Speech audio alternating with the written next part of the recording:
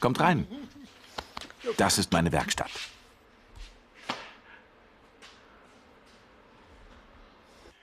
Mein Name ist Robert Biesel. So ist meine Namensgebärde. Ich bin schon seit über 30 Jahren Künstler.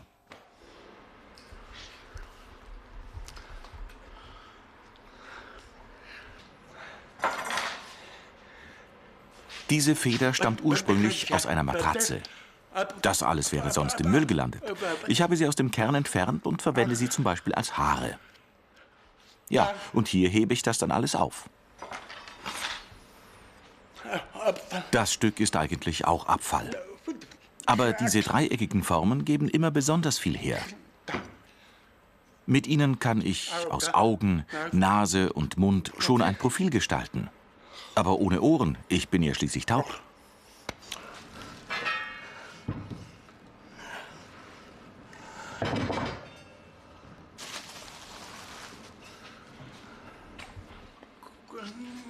Dieses Objekt ist für Kunstinklusive gedacht. Ein hörender Künstler und ich stellen dort gemeinsam aus. Er zeigt seine Werke und ich meine Kunst aus Metall. Ich muss jetzt nur noch den Fuß dran schweißen, dann ist es fertig.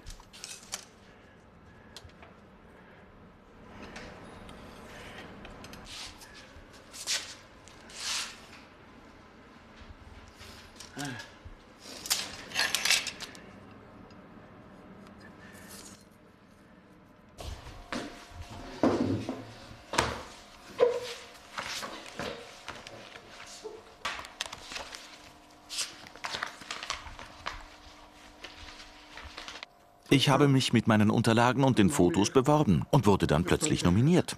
Eine neue Herausforderung, wirklich nicht ohne. Unter Hörenden ausstellen. Auf jeden Fall interessant. Es ist schon auch wie eine Würdigung meiner Arbeit. Früher hatte ich mit Kultur überhaupt nichts am Hut. Ich hatte nur Sport im Kopf, immer nur Sport. Irgendwann hat sich das geändert und ich habe entdeckt, dass die Beschäftigung mit Kunst wie eine Unterhaltung sein kann.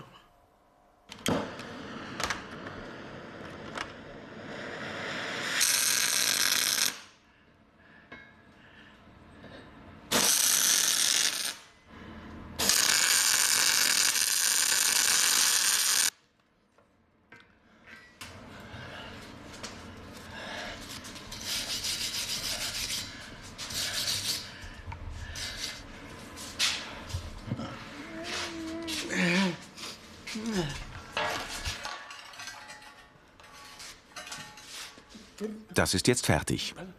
Ich kann dann also wie geplant nächsten Montag, nach ein paar Ausbesserungen hier und da, alles einladen und nach München bringen. Ich werde insgesamt 8 Kunstwerke ausstellen. Schauen wir mal, wie ich mit den Hörenden dort kommuniziere und sie mit mir, ob das gut klappt. Mal sehen. Aber wenn man sich dann kennenlernt, können die Hörenden und die Tauben Brücken zueinander bauen. Man muss sich erst kennenlernen. Das sehen wir dann.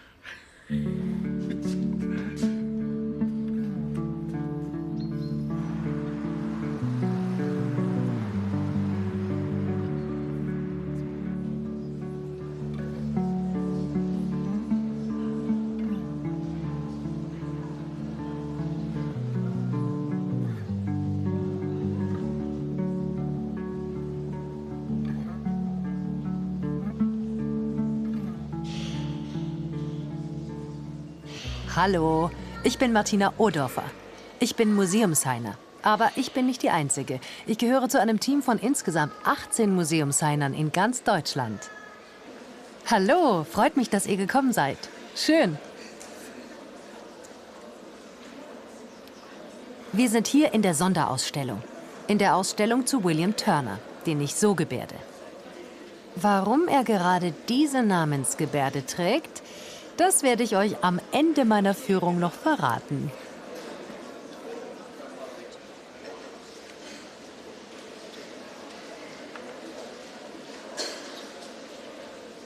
Ich habe mich schon immer sehr für Kunst und Geschichte begeistert. Früher ist man eigentlich immer mit Gebärdensprachdolmetschern zu den Ausstellungen gegangen. Zumindest war das so, bis dann der GMU, die Landesstelle der nichtstaatlichen Museen in Bayern, und das Kulturreferat der Stadt München die Zusammenarbeit aufgenommen haben und die Ausbildung zum Museumsheiner ins Leben gerufen wurde. Davon habe ich dann erfahren. war aber noch zögerlich. Mein Mann und meine Freunde haben gesagt, komm, das musst du machen. Und dann habe ich gedacht, ja, okay, ich mach's. Turner war in Italien. 1819 kam er nach Venedig und war hin und weg. Wer schon einmal dort war, kennt das vielleicht. Besonders das Licht und die Stimmung hat ihn fasziniert und total begeistert. Darum kann man hier sehen, wie er diese Farbigkeit in dem hellen Hintergrund ausgedrückt hat.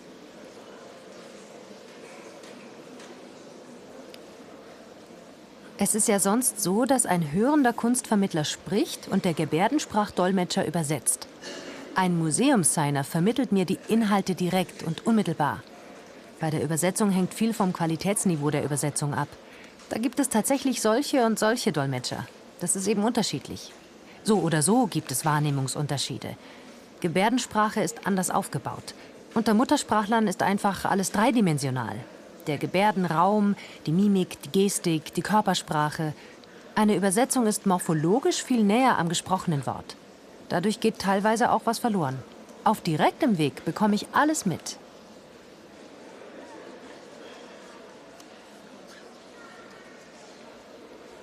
Deutschlands einzige Gehörlose im Museumsdienst ist Martina Bergmann. Sie arbeitet beim Museumsdienst Hamburg und ist die einzige Gehörlose mit einer Festanstellung. Und das schon lange. Sie arbeitet bestimmt schon 25 Jahre dort. Ich habe immer zu ihr aufgeschaut. Was sie alles erreicht hat, das hätte ich nie geschafft. Ich, eine Festangestellte im Museumsbetrieb, undenkbar. Da ist dieses Trauma, du bist ja gehörlos, das schaffst du sowieso nicht. So wurde das ja früher gesagt.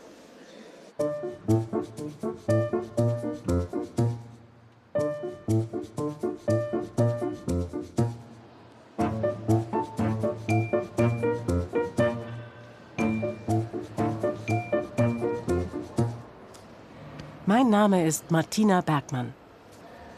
Ich arbeite hier in der Kunsthalle Hamburg seit 1995 und wenig später habe ich im Museumsdienst angefangen.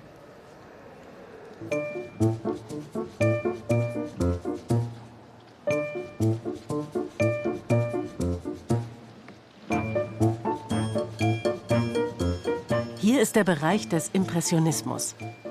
1880-90 bis 1900. Danach kommt der Nachimpressionismus. Oh, hier ist was Interessantes. Lovis Corinth. Ein deutscher Künstler, der damals tauben Menschen Zeichenunterricht gegeben hat.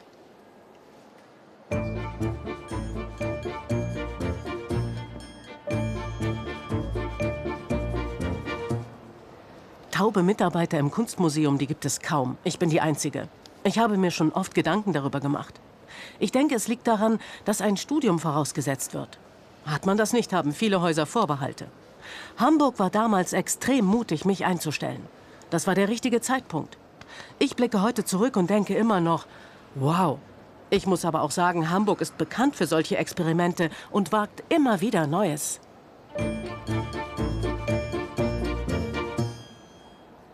Ich denke mal, durch mein Elternhaus gehörte Kunst von klein auf dazu.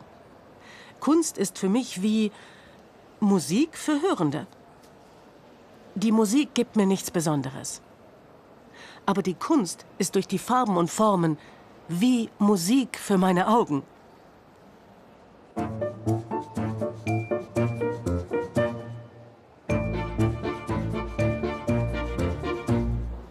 Einfach schön, was die Augen hier sehen. Das bloße Anschauen schon. In den Bildern steckt eine Sprache. Sie erzählen die Geschichten aus sich selbst heraus. Die Bilder erwecken in mir ein Gefühl. Das teile ich gern mit Menschen und erzähle davon. Ich mag diese Kommunikation.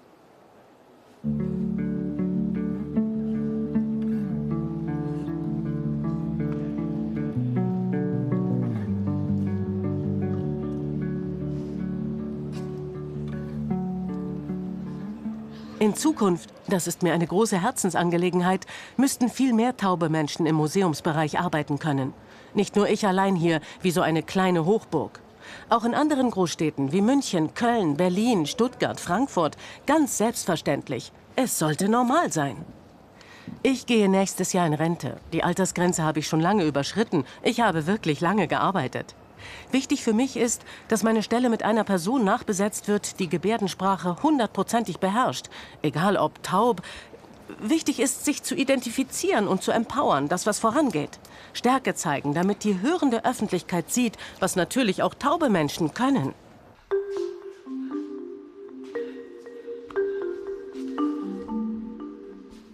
Ich graviere die Stücke noch und dann kann alles verladen werden.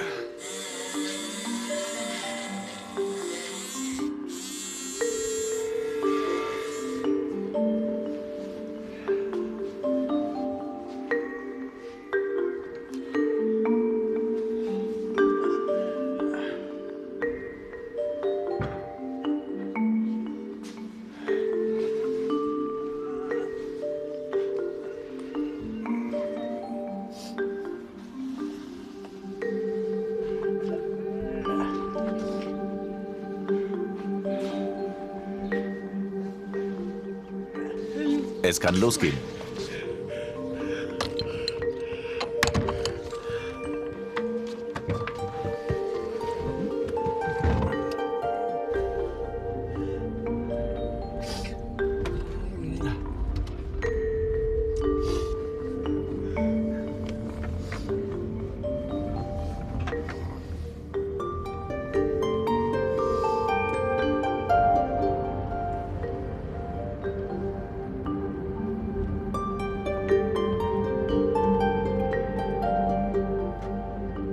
Ja, ich denke schon, die Ausstellung ist wichtig und auch gut für die öffentliche Wahrnehmung.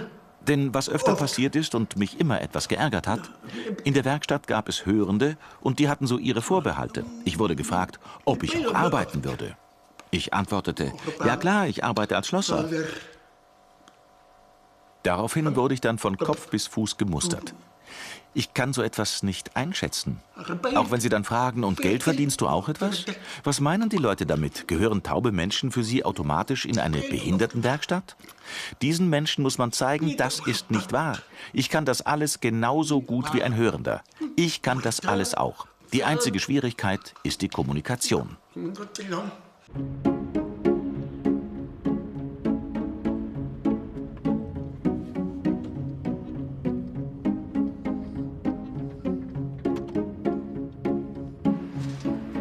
Hallo.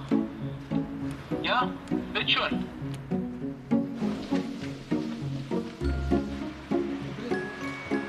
Ich bin Robert Biesel. Michel? Ja.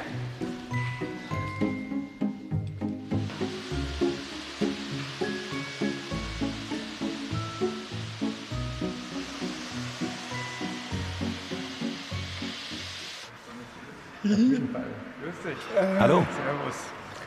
Das ist der hörende Künstler, mit dem ich gemeinsam ausstelle. Ja, jetzt geht's los mit dem Ausstellungsaufbau. Ja. Das ist Daniel Engelberg. Guten Morgen. Guten Morgen. Hallo. Guten Morgen. Hallo. Guten Morgen. Herzlich willkommen. Genau, ich bin froh, dass Sie alle da sind und dass wir wirklich jetzt starten können. Hallo.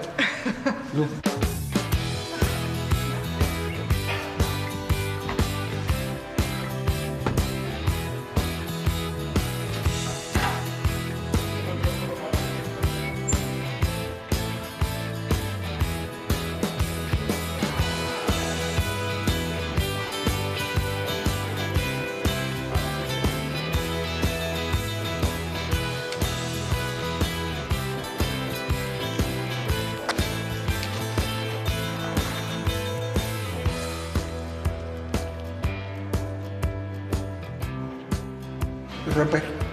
Genau. Hast du schon einen Gebärdennamen? Dana.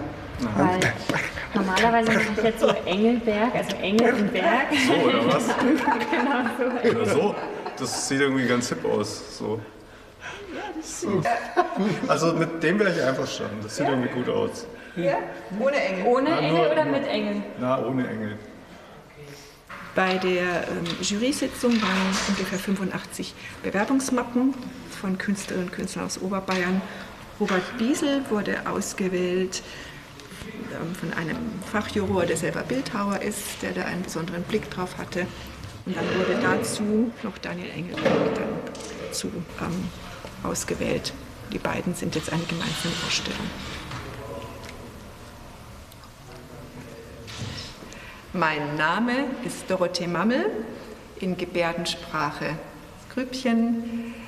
Ich leite die Galerie Bezirk Oberbayern in München. Interessant. Die Schichten, die Dimensionen gehen richtig rein.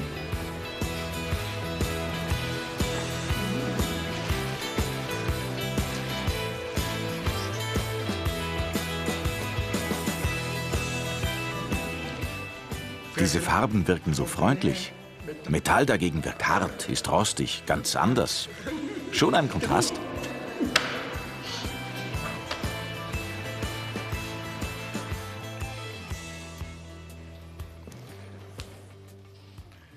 Naja, ich denke, klar, die Skulpturen, diese freistehenden Skulpturen, die können wir dann im Raum verteilen, am Schluss, würde ich mal sagen, dann so.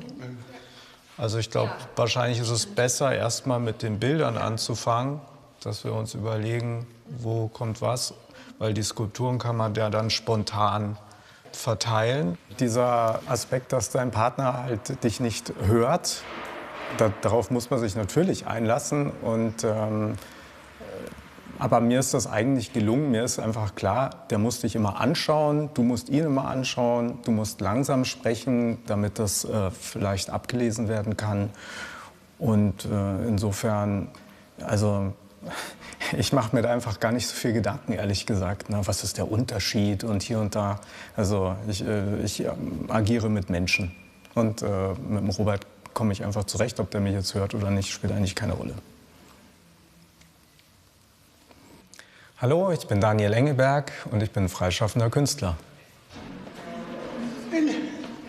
Das hier oben und das dahin. Hast du so versetzt? Ja, versetzt. Wegen der Rollstuhlfahrer. Was du für einen Rollstuhl? Ah, ja.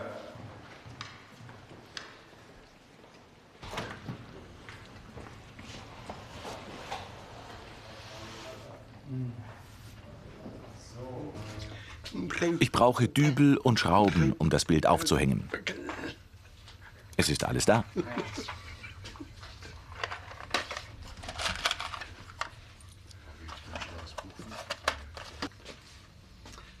Ich brauche 2 Nägel. Jetzt habe ich es.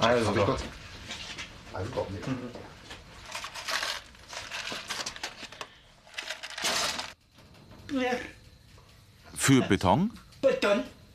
Beton? Ja, ich denke schon.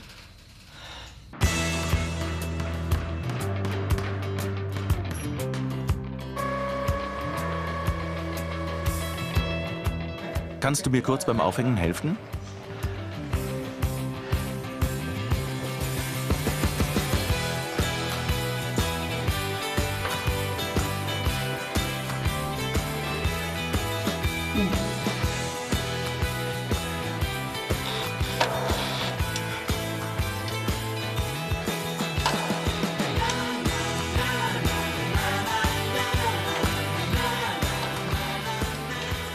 Danke.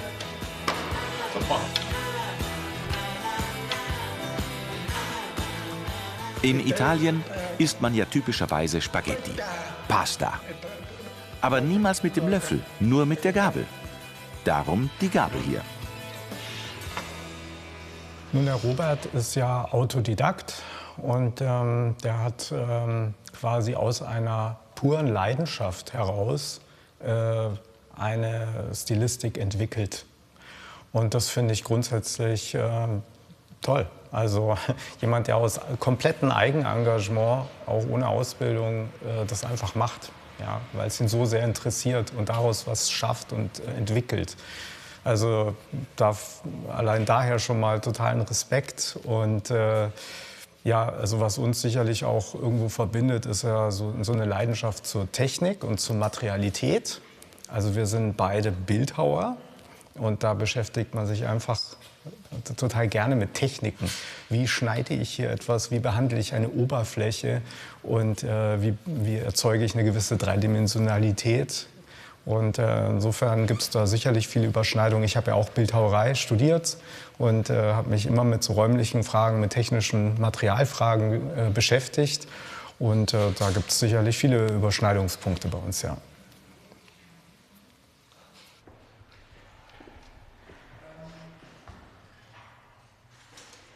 Also ich denke, dass schon die Gegensätze zum Erfolg einer Ausstellung beitragen, auf der einen Seite und auf der anderen Seite aber auch, dass man dann ein Gemeinsames entdecken kann. Also vermeintliche Gegensätze, die man ja erstmal wahrnimmt, die dann aber in der Gesamtschau interessante Perspektiven und neue Perspektiven ermöglichen. Das glaube ich, das ist auch Teil dann auch wird dieser Ausstellung dann auch Teil davon sein und wird hoffentlich zum Erfolg beitragen und wenn man so möchte im übertragenen Sinn auch neue Perspektiven auf Gesellschaft, auf Menschen, auf Zusammenleben, auf Inklusion mit sich bringen, weil hier ja zwei Menschen zusammenkommen, die sonst eigentlich nie die Möglichkeit hätten, sich kennenzulernen, überhaupt, geschweige denn auszustellen. Und das ist uns auch ein sehr wichtiger Aspekt jetzt in Kunst inklusive, hier eine Mischung zu ermöglichen und eben neue Perspektiven zu schaffen, sowohl für die Kunstschaffenden als auch für die Besuchenden, die kommen, die sich darauf einlassen.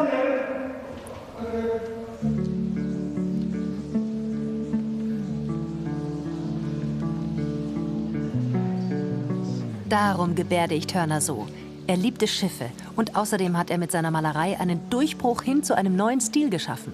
Er war seiner Zeit voraus, dem Impressionismus voraus, mit der Sonne und dem hellen Licht. Seine Malerei ging schon ins Moderne, ins Abstrakte. Zu seiner Zeit war das noch nicht anerkannt, das kam erst viel später. Darum diese Gebärde für Turner. Ich danke euch.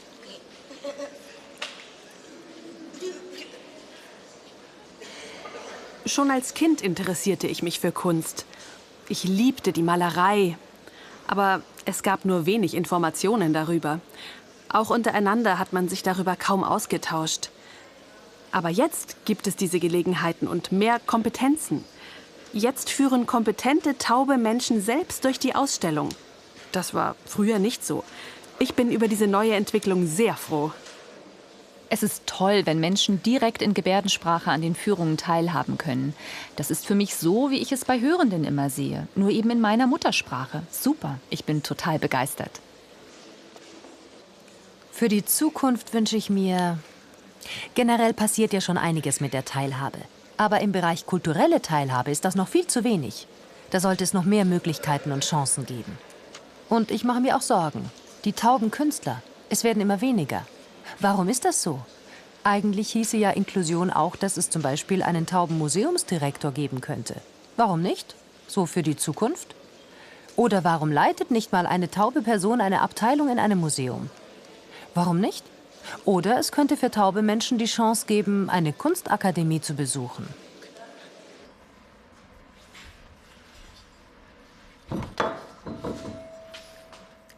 Der Deutsche Kulturpreis.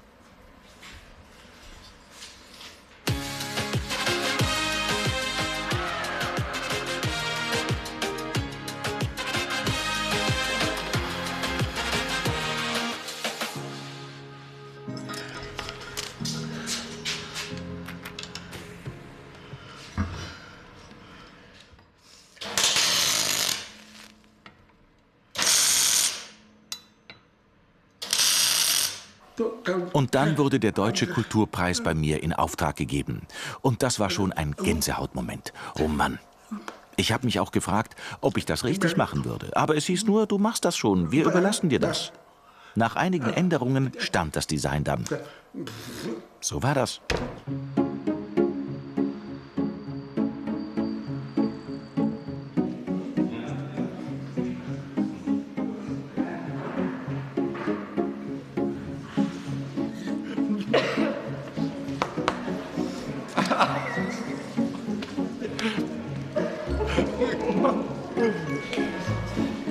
Das ist meine Frau.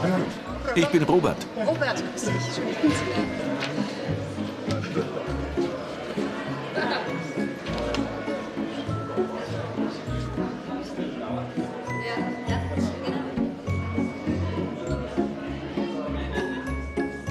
Liebe Gäste, mein Name ist Dorothee Hall.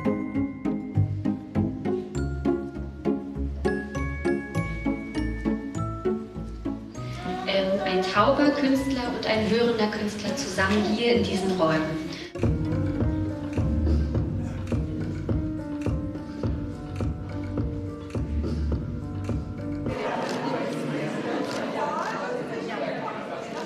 Super. Findest du die Ausstellung gut? Sehr gut. Bestausstellung. Sehr gut. Mir hat die Zusammenarbeit sehr gut gefallen. Ich finde, wir kommen bestens zurecht. Und es hat Spaß gemacht und es war unproblematisch und entspannt.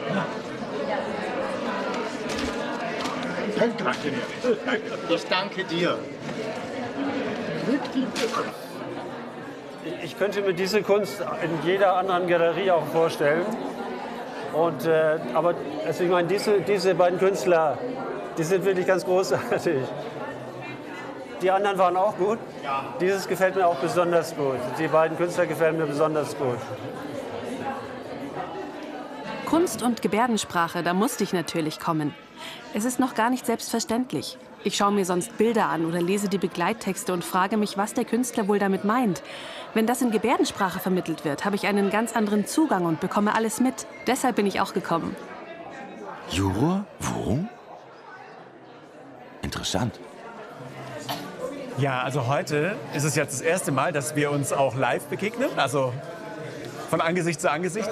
Und ich bin wirklich, wirklich dankbar, dass ich nominiert wurde und hier in dieser Ausstellung präsentieren darf. Also hat mich sehr, sehr gefreut. Vielen Dank. Ich habe zu danken.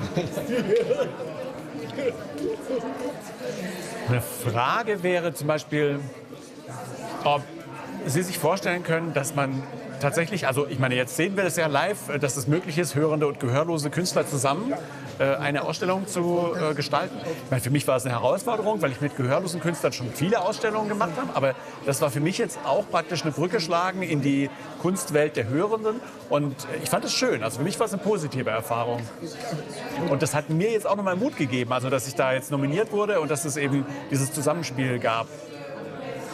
Also grundsätzlich habe ich schon einige Ausstellungen erlebt, wo verschiedenste Künstler aus verschiedenen Ebenen zueinander treffen. Und Barrieren sollte es eigentlich nicht geben, sowieso nicht in der Kunst oder sonst wo. Das findet noch viel zu selten statt. Das sollte diskutiert werden, weil wir hier auch, denke ich mal, Ansätze sehen, die überhaupt keine Barriere irgendwo kennzeichnen in dem Sinne. Ja, das macht mich richtig stolz. Ich bin nicht ungeschickt, nein, ich kann das. Und alle anderen Gehörlosen können das auch. Sie müssen nur den Mut haben. Zum Wohl. Viel Erfolg. Viel Erfolg.